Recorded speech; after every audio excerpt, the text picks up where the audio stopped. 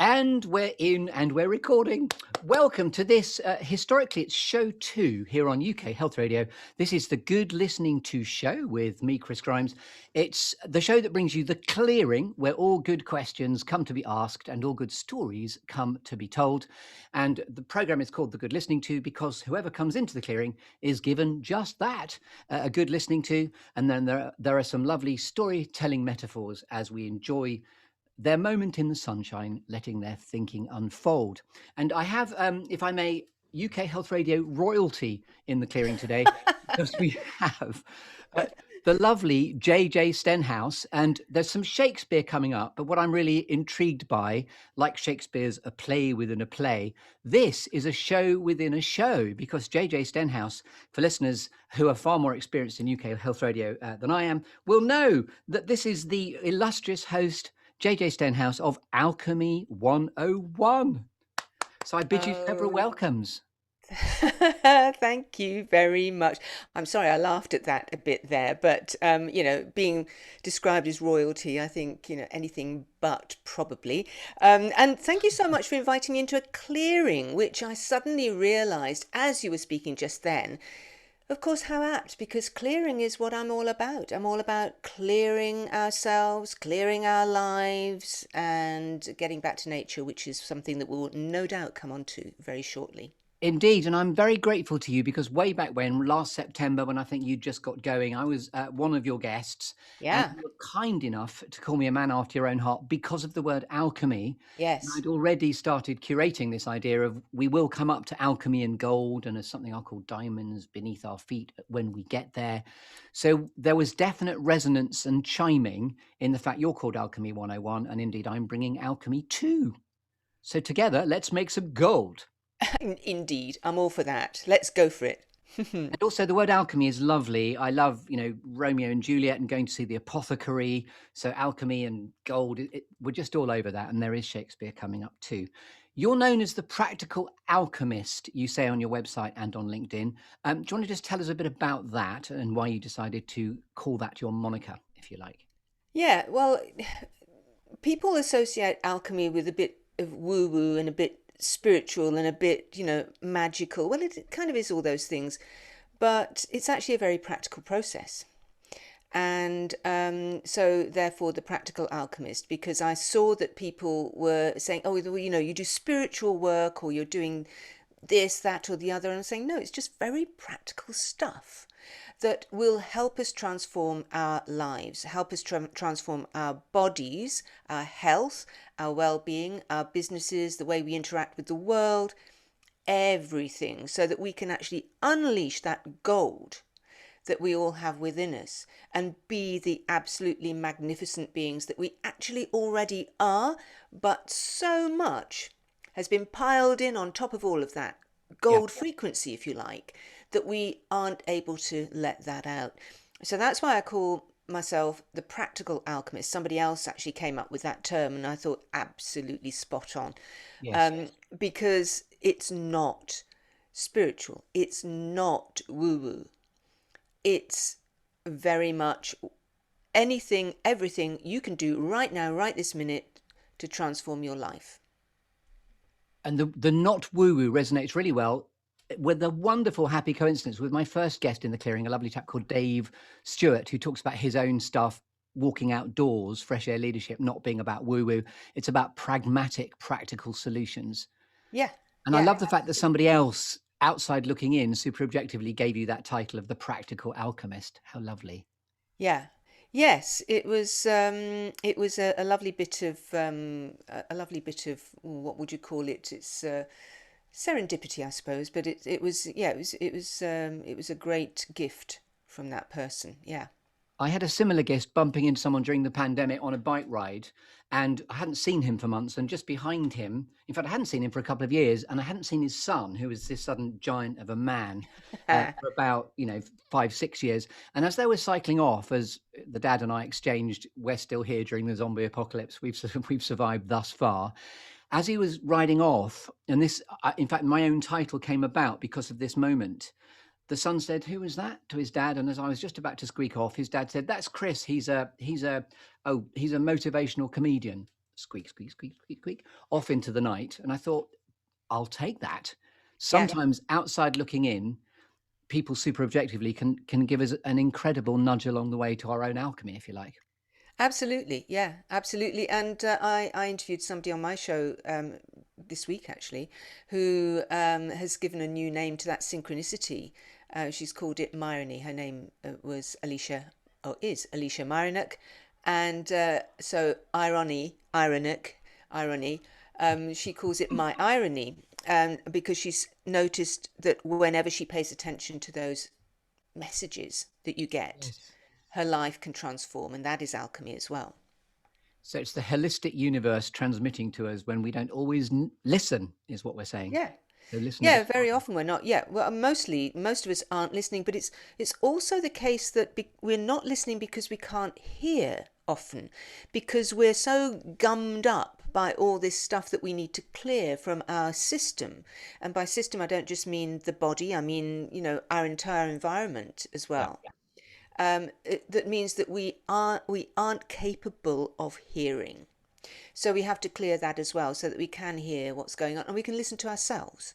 Yes. Because once we start learning how to listen to ourselves and we practice that regularly, that's another thing that will take us way, way beyond where we are right now. Yeah, the power of listening is lovely in that. It's a bit, in a nutshell, just get your ears unbunged and start listening a bit better. Yes, and metaphorical ears as well, though, because it's not just the ears, is it? It's like your whole system has to get unbunged, and then Yes. and then you're able to take in this information, because information, of course, doesn't just come in through the ears; it comes in through the eyes and all our senses. Yes. I'm thinking And Frankie Howard now. Oh, get him unbunged. Yeah. I like that. Yeah, I used to love Frankie Howard. Oh, this is. But yeah, so it is about that. It's about clearing. So again, it's lovely that you invite people into the clearing, Yeah. because that's what we all need to do. We need to clear out stuff from our existence so that we can really operate at that fine frequency, that gold frequency that we are all capable of doing. I love that. And thank you for that delicious segue, re-mentioning and reincorporating the word clearing there, because now it is my great pleasure to welcome you to that very place, your clearing, JJ Stenhouse. Metaphorically or literally, what is a clearing for you? Where do you go to get clutter-free, inspirational, and able to think? Well, two places really. One is inside, just in silence. That's a clearing, in a way, but also in nature. I think I might talk a little bit more about nature as we go forward, but anybody who knows me and what I do know that I'm all about getting much more connected with nature. But actually, the most helpful, useful clearing is that silence. Sitting in silence, I find, is one of the most powerful things that I can do, because it's only in the silence that you can allow things to bubble up. Ideas, messages, knowing, a knowing of what you next need to be doing. So, many times we're saying, "Oh, I don't know, I don't know whether to do this or to do that, or I don't know whether to go there. I don't know, oh, should I be seeing this person or should I be doing that?" And instead of letting that internal dialogue in your head go round and round and round and round like a carousel, it's actually brilliant just to sit in complete silence, empty your mind. It's not meditation. Although meditation will help you get to that point where you can do it, I'm sure. But it's not actually meditation as such. It's literally just sitting in silence and just noticing. There's a lovely resonance there. It made me think immediately of Simon and Garfunkel and The Sound of Silence. Yeah. And also from the actors canon, in my background being an actor and drama teacher and comedy improvisation performer, when you're teaching people on presentation skills, it's about the fact that we experience gravitas and authority through the use of silence. Mm. I love that it's a major reflecting place for you in your clearing. Yes, yeah.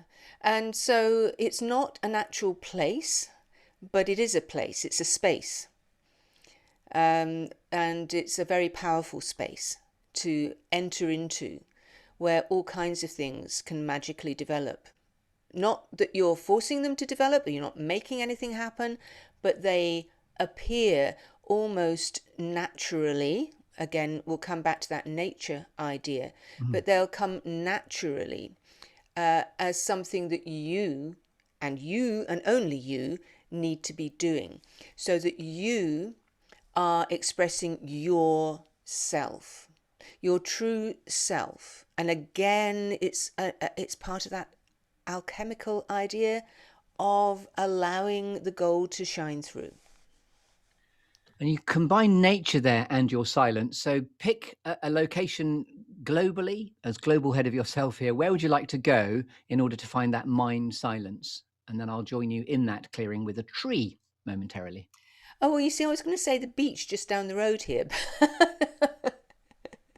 But We can yeah, go local. you can plant a tree beside the beach. But I'm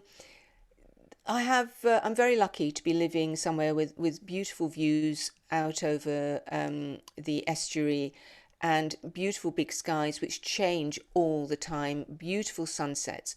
So I don't have to travel far to get to a place which I absolutely adore and which nourishes me constantly. And that is any beach along this stretch of the east coast of Scotland, which is where I am now. Wonderful. So we're going to bounce you along the metaphors, the storytelling metaphors now. We're in a clearing. I'm going to arrive with a tree. We'll shake your tree to see which storytelling apples fall out shortly. And this is the wonderful exercise called 5, 4, 3, 2, 1, which I'll unpack for us both shortly.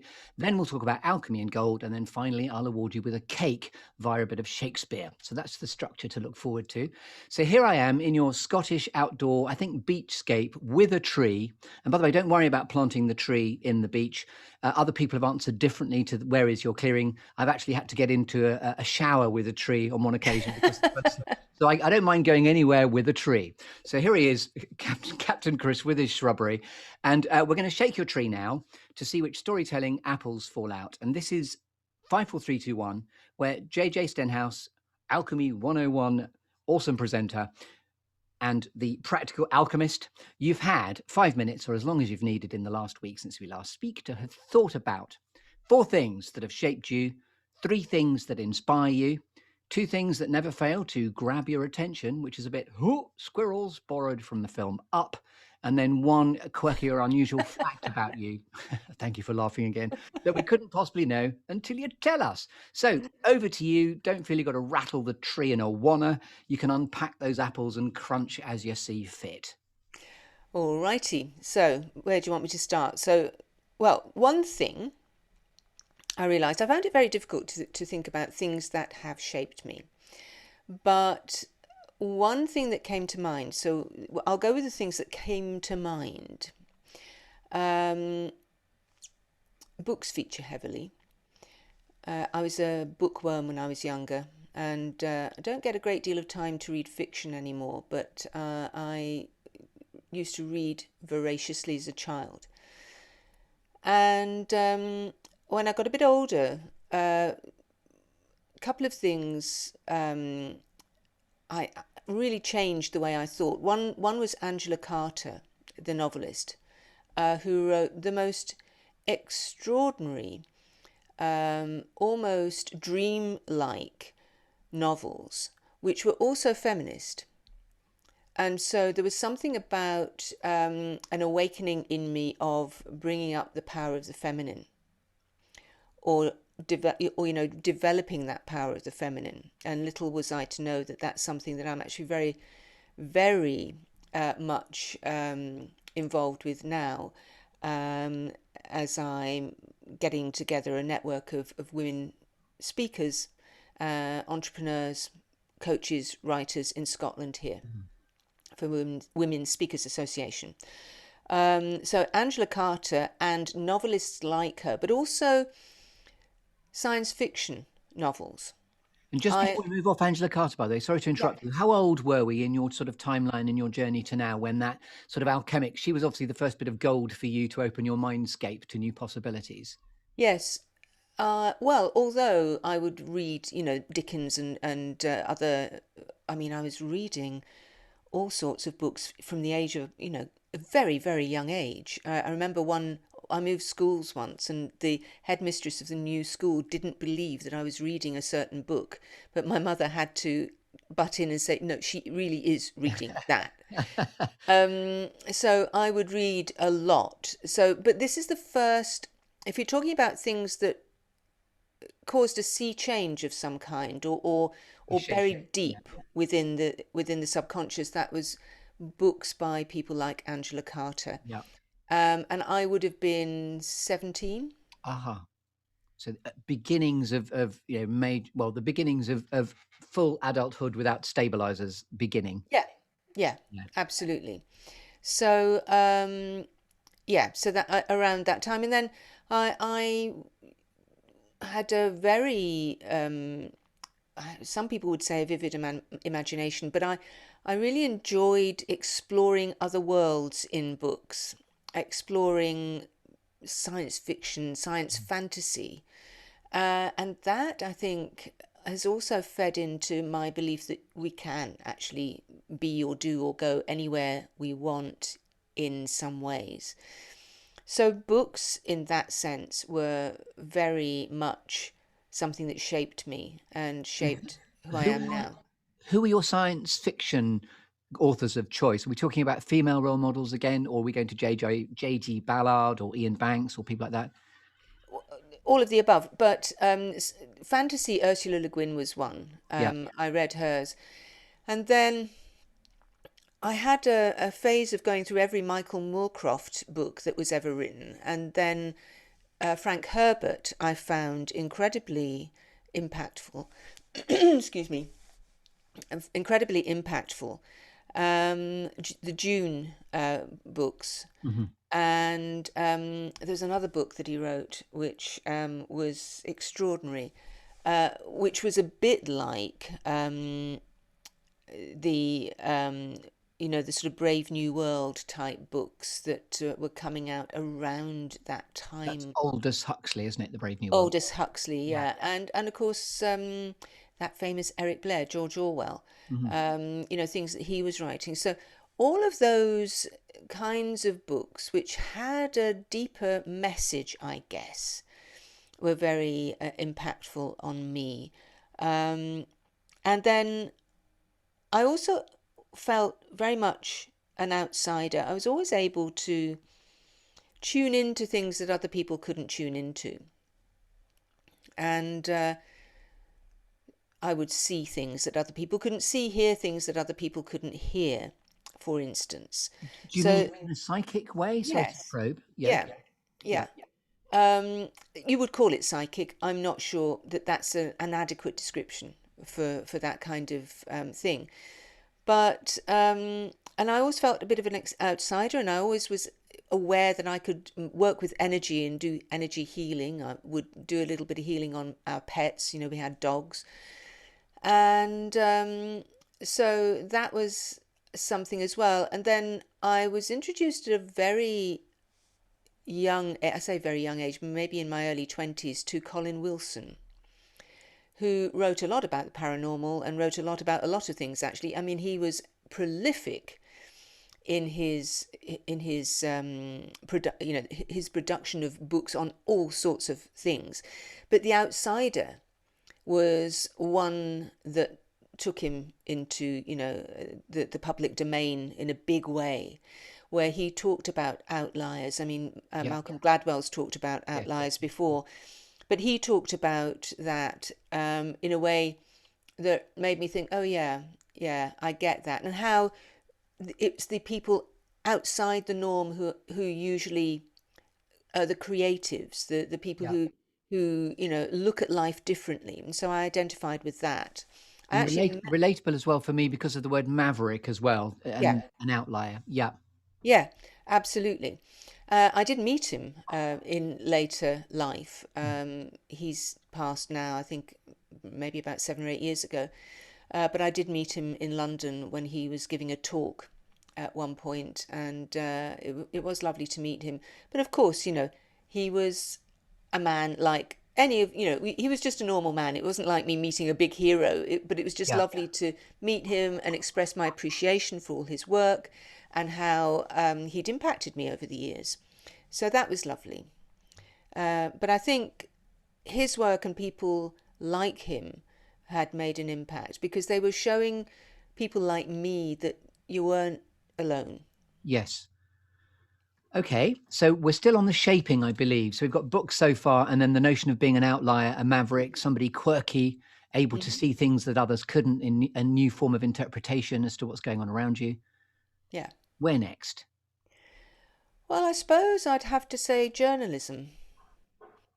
I became a journalist at a very young age in my teens and trained and got my proficiency qualifications and I stayed in that profession or trade, whichever you want to call it. Some people dispute that it's a profession for a number of years, many, many years. And in fact, people will still say to me, once a journalist, always a journalist. And I suppose that's true to an extent.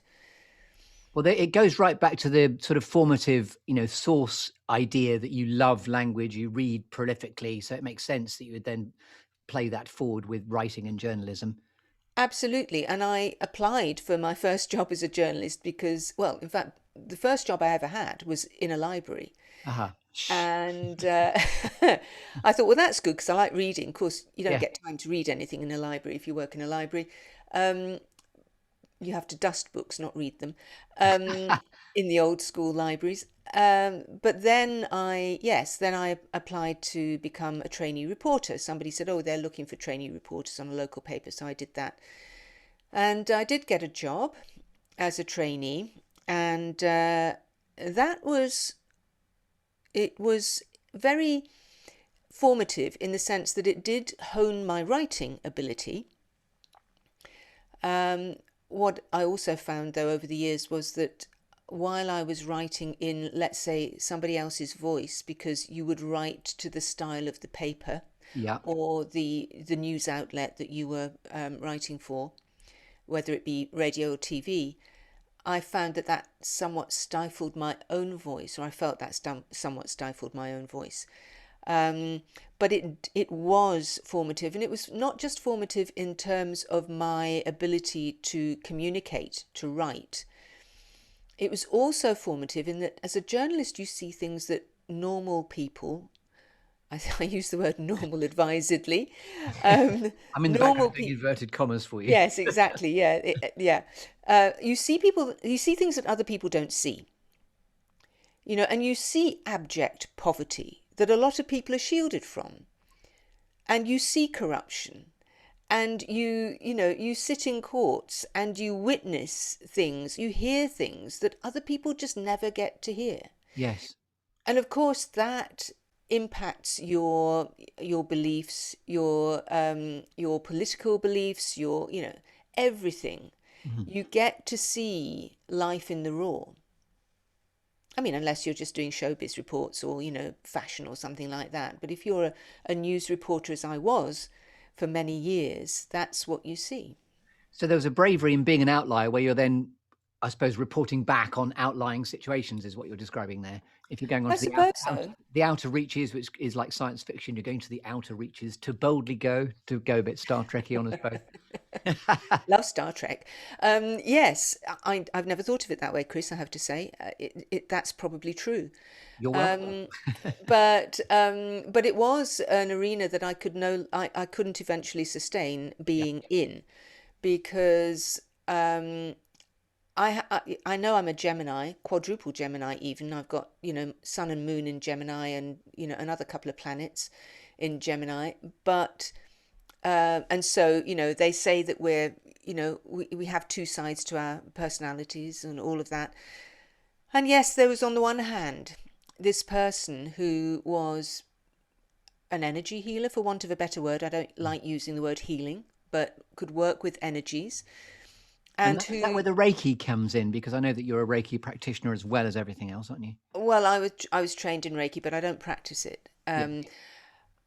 Just Okay, so let me just say, in parallel with me being supposedly a hard-nosed news reporter, Mhm. I was also exploring herbal remedies, organics, natural things. So this was from my late teens, early 20s. Mhm. I was exploring natural medicine. I was exploring, how to live in harmony with nature. I was Yeah. growing my own herbs and food and vegetables and at one stage lived on a lovely property with beautiful fruit trees and it was gorgeous. It was ideal for me. So that was on the one hand, and then I also had a few poultry, ducks, geese, cats. And then on the other hand, I was going into a news office and writing these hard hitting news stories. And the two things couldn't coexist eventually. One had to go, and I knew which one it had to be. Out goes the journalism, back to the chickens in the coop and the orchard. Exactly. So, yeah, so the journalism in that sense went out of the window, although I did move more into a more holistic form of journalism. And You've just made me think. Now we're going back to alchemy eventually, but the goose that laid the golden egg, and there is your alchemy again. I love that. yeah, I had a goose, one gander. One of them was a gander called Orville who had imprinted on me. He thought he was a person, and he was very cute and very loving. Orville's a nice name. If it was something like Dave, that'd be a bit bland. No offense to Yeah, anyone called no, Dave, Orville. Yes, he but was Orville. I'm, Uh, I'm seeing Orville the gander. Have a yeah, gander at Orville. he was he was very good. He wrecked the cat flap though because he kept shaking on it to try and get into the kitchen. He didn't like being left outside without me. So So you've got he's got what's it called? Attachment issues. That's what I was trying to yes, say. he had attachment issues exactly. Well, he'd imprinted on me, you see, so I don't know. It can be a problem, I was but falling over my words there, by the way, because my children always used to say tash and tissues, which is why I nearly said tash and tissues, trying to say attachment issues. But yes, sorry. attachment issues. Thank you. So yeah, so the journalism in that form had to Yeah. go. I've come back to journalism in another form, of course, Yeah. with my show, and that's much more in keeping with who I am and what I want to get out into the world right now. Yes. So how far have we got with Well, we're doing the things that have shaped you, and we can go to the inspirational piece whenever you're ready. And then we've also got the two things that we couldn't possibly know about you until you tell us is one other thing as well. I've okay. confused it slightly. It's two things that never fail to grab your attention. Okay, okay. Well, I was just going to say the other thing that probably formed me was when my parents moved abroad and I went to a boarding school. Okay. And a lot of people ask me, well, how come you haven't got a Scottish accent? Well, it's partly because I've lived backwards and forwards, England and Scotland, but also went to a boarding school when I was in my early teens, and that was an experience which helped form me, Yeah. um, as it does with most people in Yeah. one way or another. And so a great deal more resilience, a great deal more, being able to stand on my own 2 feet, and yeah, and I think if I didn't already have it before I went into journalism, and I think this helped me when I went into journalism, is an understanding that people are just people, Yes. no matter their heritage, whether they've got a title, whether they don't have a title, whether they've got loads of money, not very much money, it doesn't matter. Mm. People are just people. It's humanity that binds us all, is a Yes. nice way to couch that. Indeed, exactly. And so then I think that helped me when I went into journalism because I was very comfortable speaking to anybody. I didn't, it didn't matter to me who the person was. I was, I'll talk, I'll, invite you in for a cup of tea or, make you a meal. It doesn't matter if you're the most lowly person, a street beggar or you know, And there's an innate, I'm getting a sort of a confidence, strident capability in being the outlier. So you've been very relaxed and comfortable being the maverick, being outside, being a journalist, being inquisitive, being intrigued, being interested. yes. Yes, I think that's right. I think that's right. And I suppose that outlier idea is also, it's also helped me in that I don't identify either with any stratum of society, if that makes sense. Hmm. I mean, I guess if you identify as, let's talk about the class system, if you identify as being part of a certain class, you might have issues, integrating with something that you perceive to be different, right? But I don't perceive any difference in that sense. So being an outlier, as I think I have been, I can see everything just, you I know, get that. It's the idea of belonging nowhere but everywhere. yeah, You can fit in. So, yeah, and in an actor's world, that's what I've always enjoyed, the idea that you can take on, different personas when you're realizing the work of an author and realizing a character. It's just good fun to play with different behavioral attributes. exactly, exactly. Although I'm, as me, not acting, I'm not, taking on any attributes other than, just trying to express me, Yeah. which I do more now than I probably ever did when I was younger, because, when you're younger, you've got all the, you've got all the stuff that you've learned from your socialization, from your family, from your parents, and, all these things that you have to often work through in order to find the real you. Let's get on to the things that inspire you now. You're giving me that anyway. So if there's any overlap, don't worry about that. But I'm just aware that I'm driving you now through the shaking of the tree before we get to the alchemy and the gold in the clearing beyond that. Well, nature. I'll come back to nature every time. Nature is everything. Um, a stunning view in nature, trees in nature. The tree that we're gently shaking as we hug it in this space. I like that. The qualification of it has to be a gentle shake. It's not a sort of tussle to sort of make No, the fruit fall out. This is just agitating your thinking to see which fruit yeah, fall out. yeah, exactly. Um, I love, I love that connection to past as well. There are some standing stones near where I live here, and in fact, in the village where I lived when I was a child. And they're huge, they're very tall, and nobody knows very much about them. Um, and people don't know about them, is the other side of that. But Well, to the point where people will turn up sometimes and lean against them, not knowing that they're leaning against them, sort of thing. no, no, in fact, they're on a golf course. How's that for, Irony. yeah. Um, but they're not like Stonehenge. People, or even Callanish in the Hebrides. Or the stones up in Orkney now have become very famous. These aren't famous stones, but they are incredibly tall and imposing, Yeah. and with a beautiful backdrop. And I'll often go there just to lean against them or just rest against them and just sort of tune in Yes. to again the silence, apart from the crack of golf clubs on golf balls.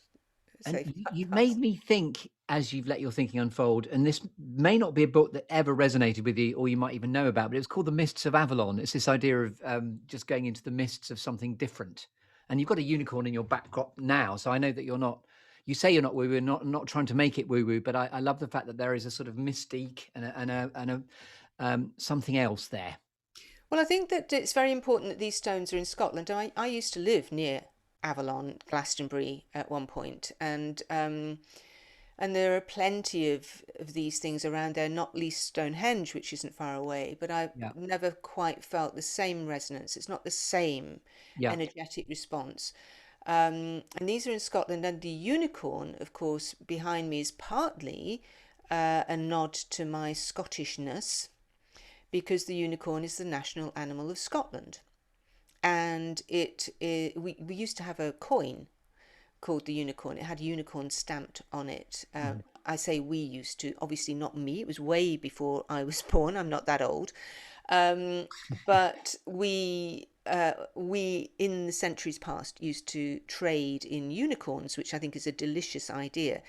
But the unicorn is still the national animal of Scotland, and the unicorn stands for purity and power, and magic, of course. And it's that magic that we can all bring into our lives. But it is all about the fact that what I stand for is enabling people to stand in their power and get more of their purity so that their gold can shine through. So that's what the unicorn's all about. So not woo-woo, except that some people will say it's a mythical animal. I'm not so sure. Also, I enjoyed the fact that you said we when defining Scotland. So we did discuss that you feel like you're from nowhere but from everywhere, but actually you're from Scotland at your Yeah, core, which is really I like, am. like a homecoming. I love that. Yeah, I am. Very much so. And I know that, people do not immediately see that when they hear me talk, but it's very much the case. Yeah, It's in your DNA. it is. And two things that never fail to grab your attention. Oh, squirrels. I know nature's probably going to come back in. So not squirrels, but unicorns. But what two things that never fail to grab your attention? Well, apart from this one behind me, I've never seen a unicorn, so, not going to be that. Um, yeah, bird song. Oh, and you feature the nightingale in your introduction. I remember. It's I very do. positive. I do. And bird song is the one thing that never fails to capture my attention.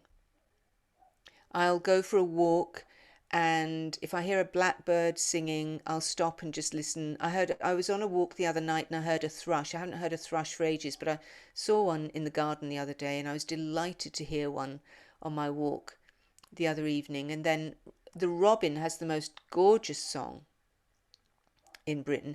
The nightingale song's not so brilliant, but it does sing at night, so Yeah. that's why I wanted to use that.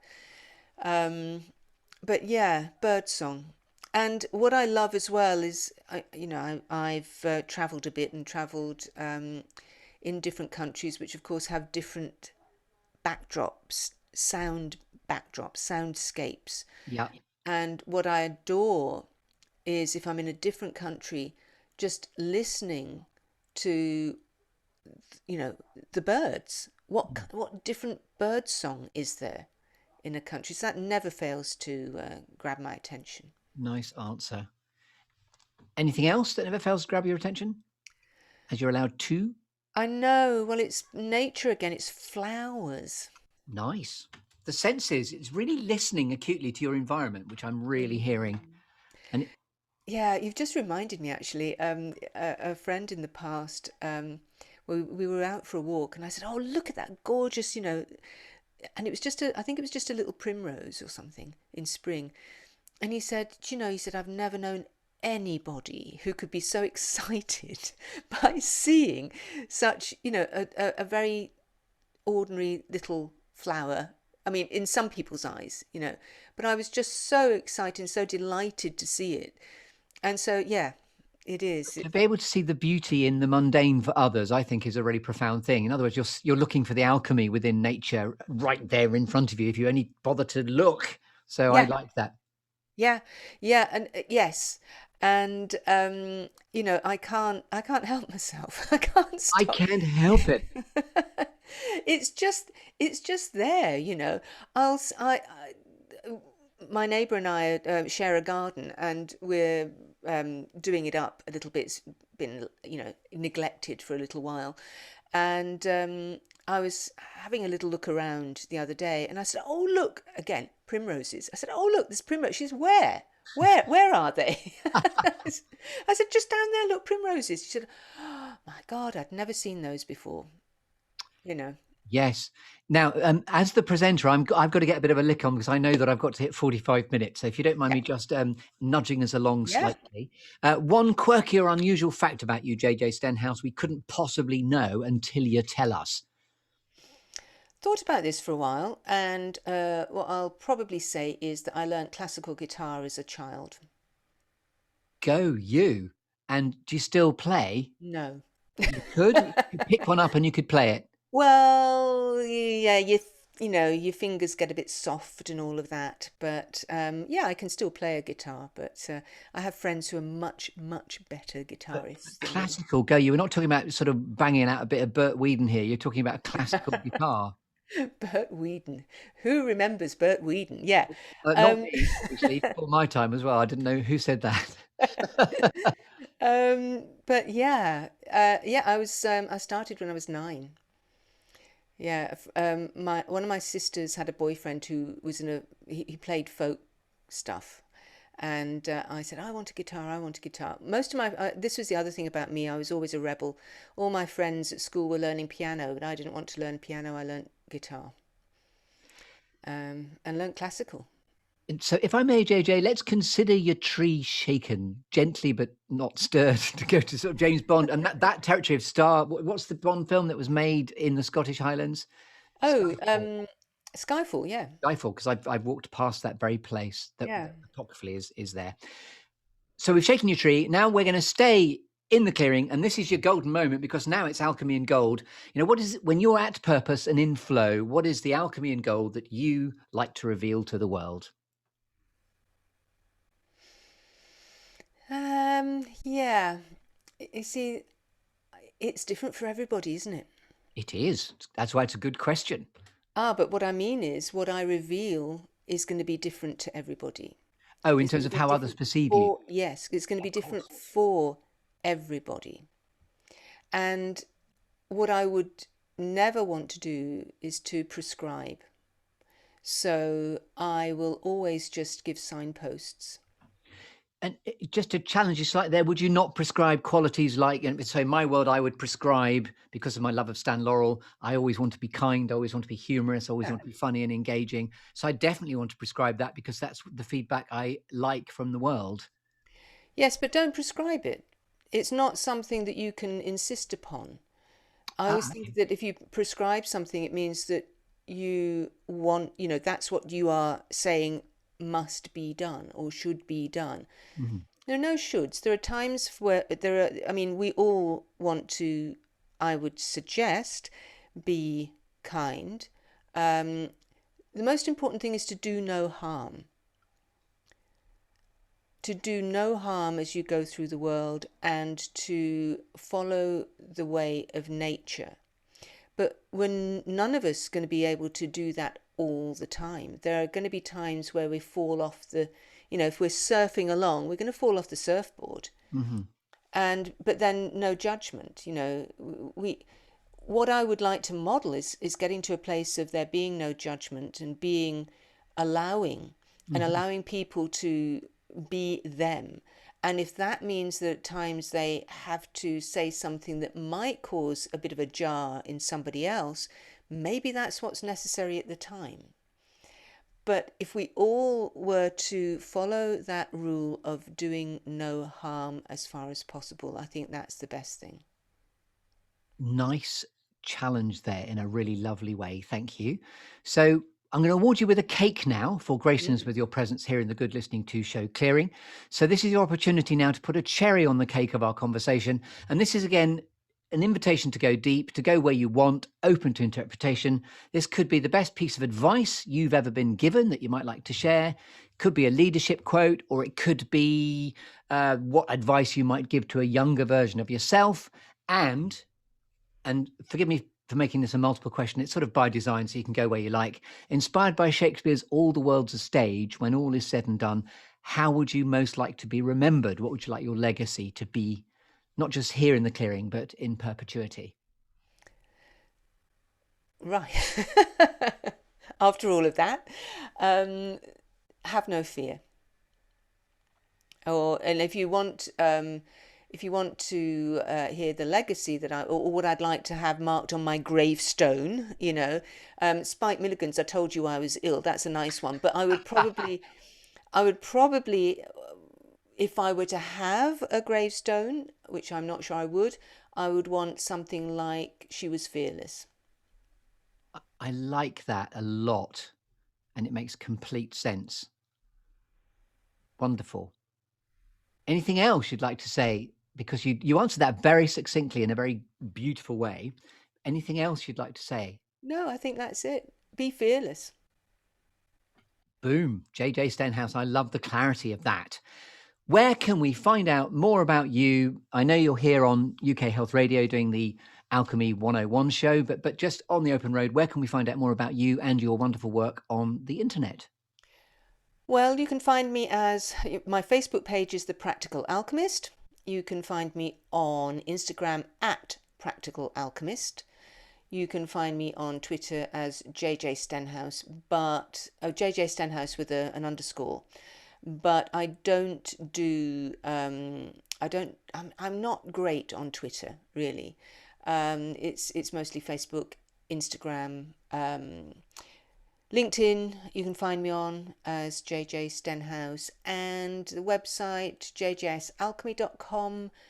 Yeah, that's probably it. And here on UK Health Radio. And when's your next show here on? Well, we don't know quite when this is going to be broadcast. So maybe it's a mistake to say when's your next show, but listen to your show next. Well, my show is, you'll always be able to find my show on the show page. You Yeah. can listen to all the shows there.